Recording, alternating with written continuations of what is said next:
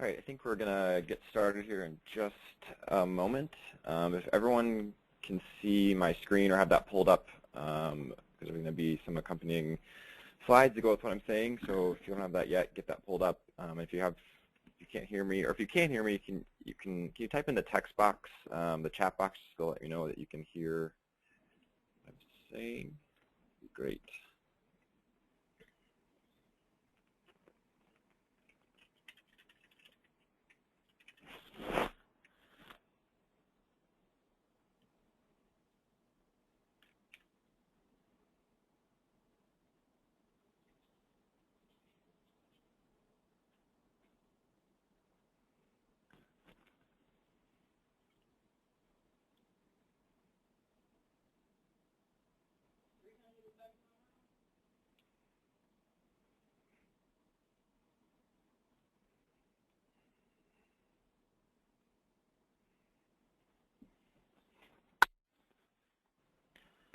All right, great. Then we're going to just go ahead and get started here. I'm going to go ahead and put you all on mute for now, but if you do have questions throughout the time, just feel free to write them in the chat box, and there'll be plenty of time for questions at the end as well. All right, well, my name is Matt Schnarr, and I am the Expansion and Partnerships Manager here at the Campus Kitchens Project. I just want to welcome you all this afternoon. Today we're just going to do a quick overview of the Campus Kitchens project, and then we're going to go into discuss the specifics of our Communities of Interest grant opportunity. So we can get this going. There we go.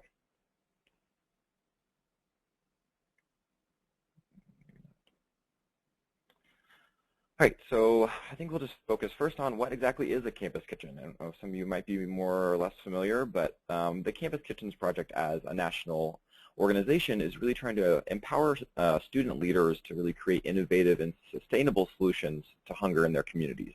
And while each campus kitchen really is unique, they all do the same basic three things. The first of which is students are recovering food that would otherwise go to waste. So that food could be, or typically is recovered from their on-campus dining halls or other on-campus food vendors, but also from their community restaurants, supermarkets, even farms and farmers markets. So any place that food is going to waste, the students are recovering that food that would otherwise be thrown away.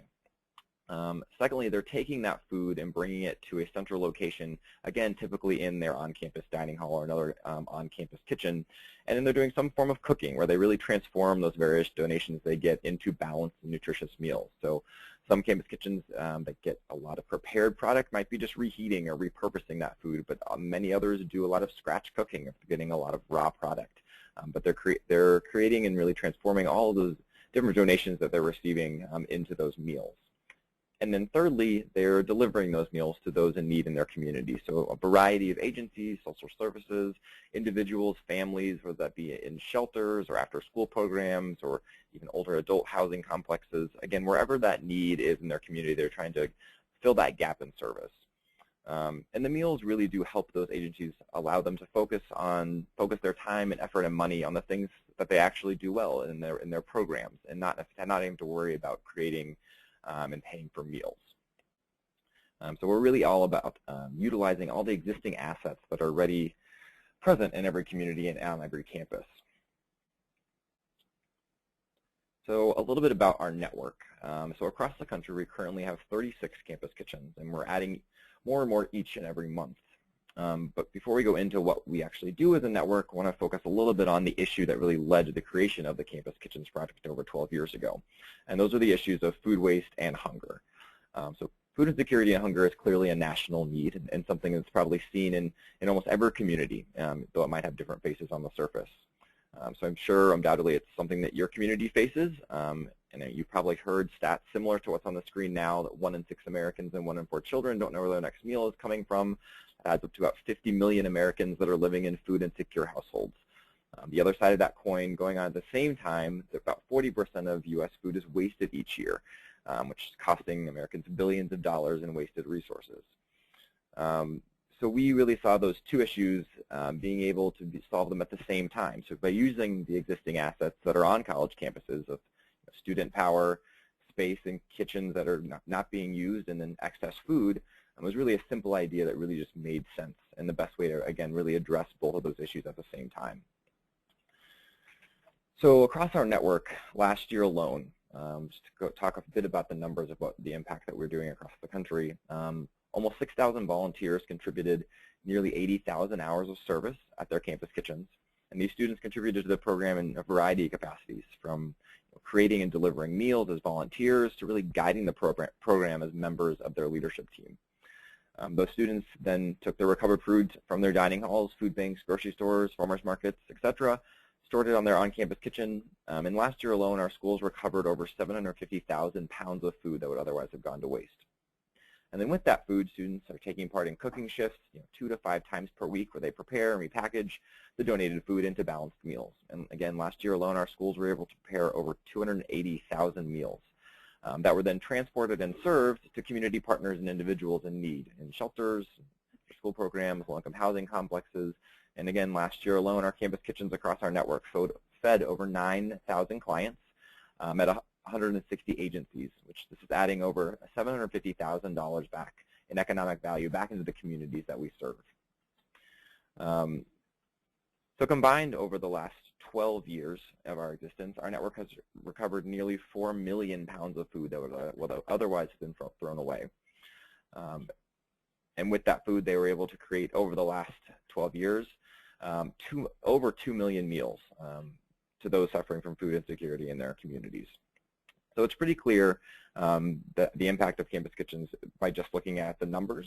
But as an organization, we really try to focus on going beyond just looking at the meals and just the numbers. And what we really encourage every campus kitchen to pursue is enhanced community programs. We have the catchphrase of using food as a tool and really going beyond that meal. So we encourage our students at their campus kitchens to create these community-centered programs after they kind of get to know the clients that they're serving meals to, and they kind of begin to see some of the other issues that their clients might be facing. There are clearly underlying root causes of hunger that may have nothing to do with food at all or being hungry, and we try to address these through these different types of programs that we provide. So it really is starting with the meal and kind of as a foot in the door to start that relationship, but eventually being able to lead to these more impactful programs that meet some of those underlying needs that are maybe keeping them hungry. So these types of programs, again, are really unique to every campus kitchen and every community, and the impetus for which they create these programs comes from the community need itself. But many of their campus kitchens focus on things like nutrition education, community gardens and farms. Some might do mentoring or tutoring, working with health and wellness programs, doing SNAP outreach, doing large community dinners, and really anything that the community really might need that those students can provide. So quickly, just about some benefits of why bring a campus kitchen to your university or your school. And then there's lots of different benefits depending on who's involved. But for the school at large, a campus kitchen is seen to really increase a student's commitment to service on campus. And I believe most colleges or institutions have something written about service or civic engagement or community engagement written into their mission or maybe their 10-year plan or goals. And this is really a proven way to get students to really enhance that commitment to service and get them involved in the community. We also have getting lots of local recognition for your school's involvement and just having your school's name be more out in the community, be more connected to the community at large and really be a part of the community. There's tons of different service learning collaboratives through the Campus Kitchens project at each university. Schools are able to really introduce this idea of service and these concepts of food waste and hunger and all those different issues into a variety of classwork, and their students are able to really integrate their experience volunteering, whether it be on campus or with the community through the Campus Kitchen, into what they're doing in the classroom, and it really affects that as well in a really positive way. It's also just a proven a proven ability to really bridge that gap that many schools face between their surrounding community and the on-campus community. A lot of folks have, those literal or even proverbial or even literal walls that surround their campus that kind of keep them from really interacting fully with their community. And I think that's definitely, we've seen our campus kitchens be able to be a really proven method to kind of break down some of those barriers to having more interaction between the two. And lastly, and one of our biggest, I think, kind of byproducts of our program is really is student leadership development, is the things and skills and that students are gaining, leadership skills and experience they're gaining from even just volunteering or leading a campus kitchen. You know, we've seen that just a staggering rate of the students that participate here have really, they say that they've really gained a lot of experiences that help them in the real world situations that they experience not only in college but after they graduate as well. And I guess to talk a little bit more about the leadership development component that we've seen, we've done a lot more in the last few years to kind of you know, tangibilize what these actual skills are and what students are actually gaining when they participate in the program. And we found that through surveys we've done over the last few years with hundreds of student leaders that have gone through campus kitchens, that nearly 91% of students involved with campus kitchens felt more confident with their leadership abilities once they left the program, and that everyone surveyed said that they were more likely to address food insecurity issues in their community after graduation. And then nearly half of those that were surveyed said that their participation with the program really changed their entire career path. So they could have gone into various careers, but their experience really shaped and helped mold their college experience. So now now that we've done a quick overview of what the Campus Kitchens project is really about, I want to talk specifically about this grant. So the Communities of Interest grant is sponsored by the General Mills Foundation. And the grant is looking for schools specifically in the areas of Buffalo, Cincinnati, Phoenix, and the entire state of Arkansas. So we're looking for any school that is interested in starting and planning to have one of these programs at their institution in these areas. So quickly, how to go over how to actually apply. So the application process is fairly straightforward. And the main part of the application actually consists of obtaining 4 letters of support, which I'm going to talk about here in just a second, and then a few basic application questions about the need in your community. So it's important to note, though, that this grant is really to be used to help with the planning as well as the launching of your campus kitchen. So these support letters that I'll talk about in a bit really just show that you have a foundation in place, and not that you've actually done a lot of the hands-on-the-ground planning. So first, a letter of student support. So this is basically a letter from either a student group on campus or key student leaders that will be involved in the planning to show that you have a commitment of students both for the leadership and for a general volunteer base for your campus kitchen.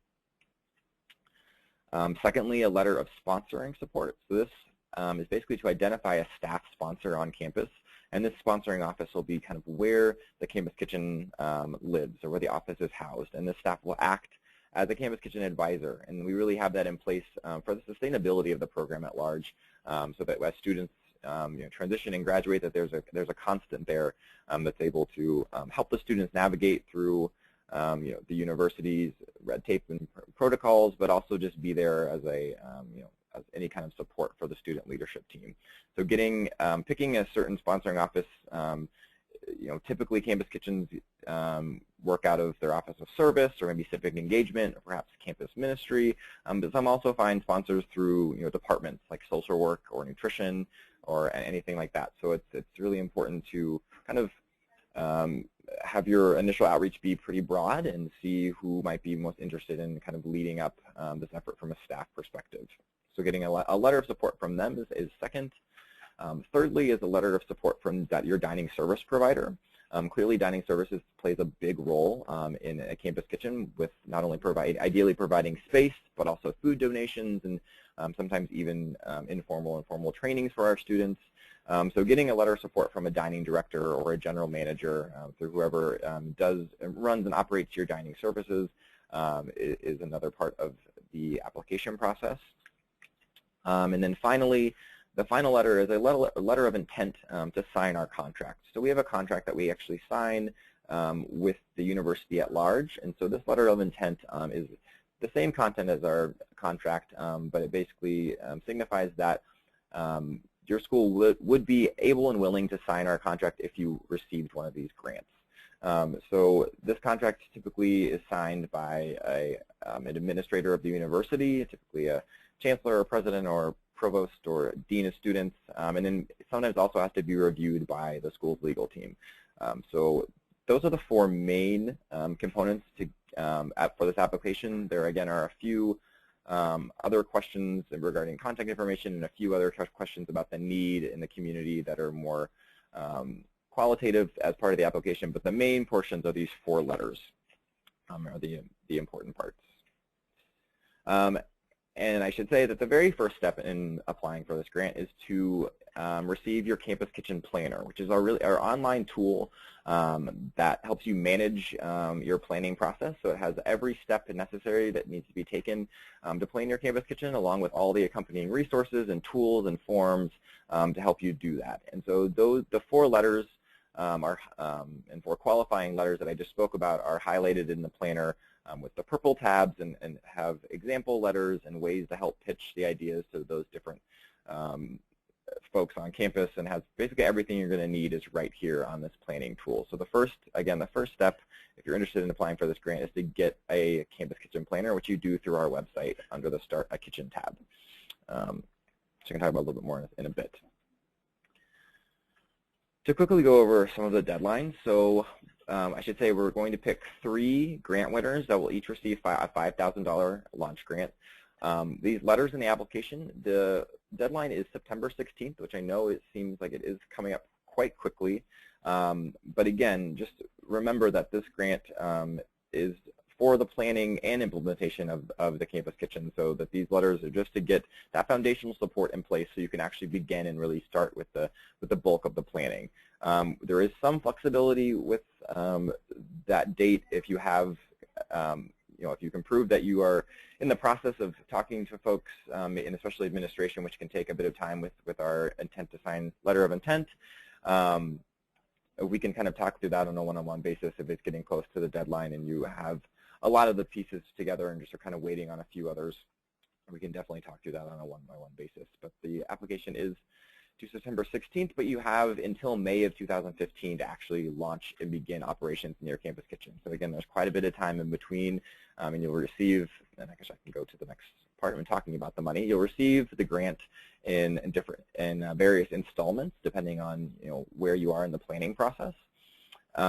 So in the beginning, you'll receive $1,500 to either go towards a planning fellow, where you can actually pay or hire a student, or typically a student, to help really lead and spearhead the planning process throughout the rest of the semester. Sometimes if there's a staff presence that's going to be highly involved, the money can be used for other things if a planning fellow isn't necessary. But we've seen a lot of success in being able to really charge the students with heading up this planning process as well. And then in the second installment of $800 will be awarded once most of the planning is complete and you're ready to purchase any necessary supplies that you might need for your Campus Kitchen. And then there's $1,200 is the third installment that goes for your actual launch event, which includes bringing one of our staff members to come do the final setup visit to make sure everything is in place and ready to go. And then at the end, once you've launched, you'll receive the final installment of $1,500, which is basically to be used for anything in just the future sustainability of your program at large. So again, all this information and more can be found on our Communities of Interest grants page, which the link is found right there. You can also, if you have any further questions, can always email or call me, which I believe everyone has my contact information. Let me pull up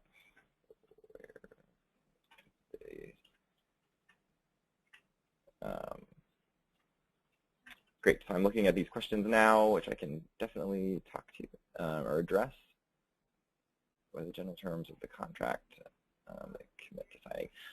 So that's something you can see on the planner. You can actually download the contract and see, but in general, it's a licensing agreement of our brand, and then also the majority of the contract talks about the indemnification of the university and liability issues, and so it's definitely something that a legal team tends to review, and they can review it. They can provide edits if they would like to change things that they can submit to us, that we can then also review and kind of go back and forth. It's definitely something that is amendable, but it's a basic licensing agreement and contract, in an agreement between the Campus Kitchens project and the university at large, because since the university is the one at the end of the day that will be liable for the operations of your campus kitchen, since it's actually on your campus.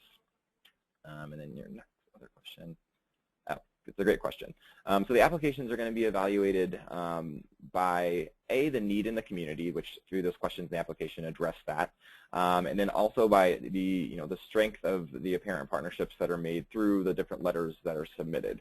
So our staff, as well as folks from the General Mills Foundation, will be the ones evaluating those applications and picking the 3 winners. Are there any other questions? I can actually unmute you now. Oops, try that. If there's any questions, you can either speak them or you can type them in the chat box.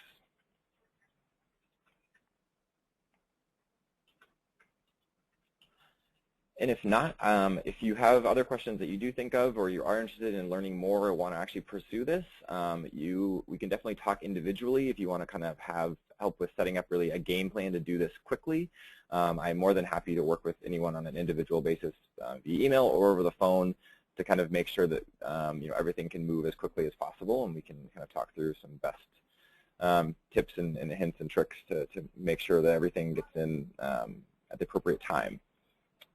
Oh, and yes, you definitely can get a copy of the presentation. I'm going to actually send it out to everyone, but I will send that out soon after this is over, so you can definitely have that for information. And then there's, again, I would recommend, even if you just want to learn more, requesting access for a Campus Kitchen Planner, which you can do on our website. That way you can kind of look through a lot of the other resources and tools that we provide for the planning process, which help, again, with the qualifying documents of this grant. Great. Well, if there is nothing else, I will end this now, and I appreciate you guys taking a little bit of time to learn more about this, and I hope to hear from you all.